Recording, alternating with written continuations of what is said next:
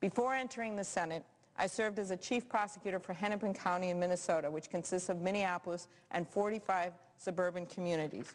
We worked extensively with the U.S. Attorney's Office and the FBI and other federal agencies on white-collar crime. I remember it well because after the tragedy on 9/11, a number of the white-collar cases that were previously being prosecuted by the U.S. Attorney's Office came to our office since we were the largest state prosecutor's office in the state. And we took those cases on. We got the people in place to handle them. But I saw then how resource-intensive these cases can be. Most prosecutors have a simple saying about financial fraud cases. Follow the money and you'll find the crooks.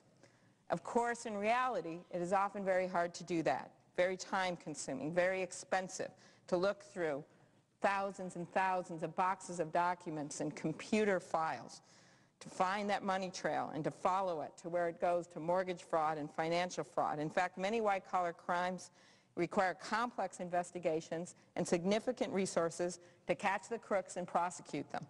And they often require special and expensive expertise, like individuals skilled in accounting or computer forensics.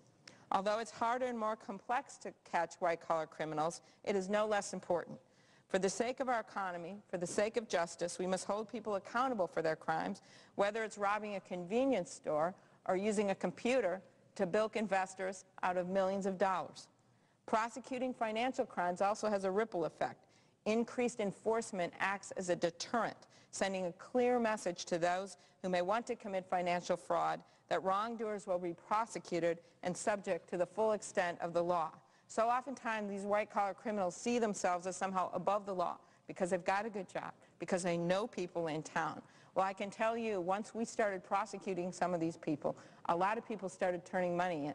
My favorite was when we prosecuted 9 commercial airline pilots for not paying their taxes to the Minnesota Revenue Department.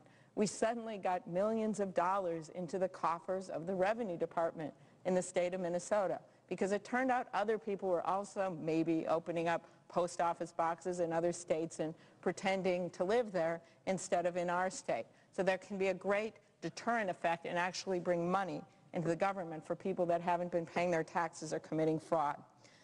Unfortunately, in the last 8 years on the federal level, I believe there hasn't been enough of this, partly because we haven't had the resources and partly because some of the regulatory agencies have been basically asleep at the wheel. After the attacks on September 11th, the FBI understandably reduced its criminal investigative work to expand its national security role, shifting more than 1,800 agents, or nearly 1/3 of all agents that were in criminal programs, to terrorism and intelligence duties. Current and former officials say that the cutbacks have left the FBI seriously exposed in investigating areas like white-collar crime. Right now, the FBI doesn't have enough staff to investigate or even review the 5,000+ fraud allegations that the Treasury Department receives every month. And make no mistake, this is having an effect on our economy. In addition to the many families losing their hard-earned money in their homes, fraud has contributed to the collapse in the mortgage-backed securities market. Just in the past year, banks and financial institutions in our country lost more than $500 billion because of the subprime mortgage industry. That's why the Fraud Enforcement and Recovery Act is so important. The bill authorizes $165 million a year for the Justice Department to hire fraud prosecutors and investigators, including funds for the FBI to bring on an additional 190 special agents and more than 200 professional staff and forensic analysts to rebuild its white-collar investigation program. Additionally, the bill will provide resources for the FBI to double the number of mortgage fraud task forces nationwide that target fraud in the hardest hit areas of our country. And I'm a big believer in these task forces, Mr. President, as a way of bringing local law enforcement and federal law enforcement together. We've seen it work effectively in a number of areas across the country. In addition to making sure law enforcement has the resources that it needs, this legislation also makes sure they have the tools they need to crack down on financial crime.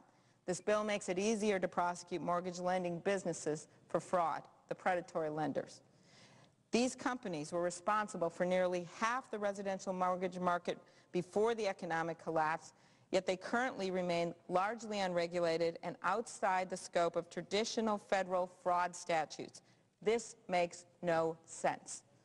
By amending the criminal code, we can hold unregulated mortgage businesses responsible for their actions.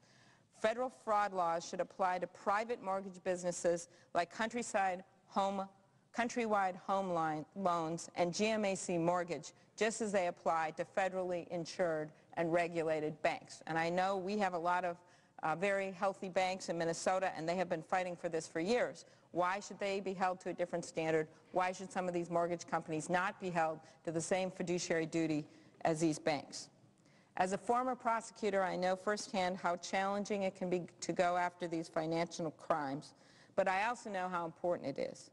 If we're going to get our economy back on track, we have to restore trust in our financial system. And that starts with stopping fraud and crime. The Fraud Enforcement and Recovery Act will give our law enforcement agencies the tools and resources they need to do this. I strongly urge my colleagues to support this bill and to support this incredibly important piece of legislation. The time is right.